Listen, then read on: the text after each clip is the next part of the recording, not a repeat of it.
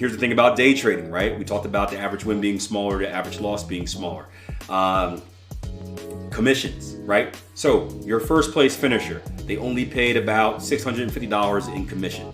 Your second place finisher, they only paid about, where's it at? $132 in commission. Again, less frequency of trades. Your third place finisher placed about, or cost them about $700 in commission.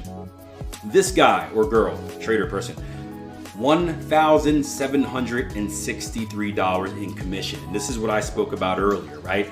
The thing about paper trading usually, and I haven't paper traded in a while because I've been live for like a decade and a half now, more than a decade. Well, I'll stay young, a decade and a half. I'll keep myself young, right? I just turned 25 the other day. Yeah, right?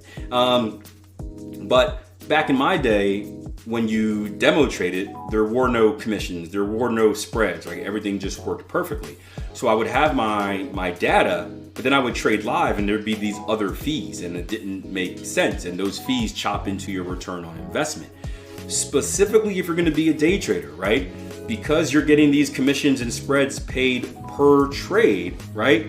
You're gonna get hit with more commissions because you're more active. So although this trader traded more and had this and had that, it's actually costing them more to trade, right? Now, this is why many of the brokers want you to day trade and they sell you day trading stuff and they do stuff so you can be a high frequency trader, right? It's because when you trade more, they make more money. They know that 90% of traders are gonna lose 90% of their money in the first 90 days of trading. So if we can make that happen on a lower time frame, we can take as much money as possible before you ultimately quit. So again, I'm not saying it's a bad thing. It is the cost of doing business. I was gladly a day trader. I accepted that fate, right? You can make up for it in other ways, but understand that is going to be a part of the process where you're paying per activity. The more activity you take, the more you're going to have to pay on the back end for that. And you need to be prepared for that because it does make a difference in your equity curve.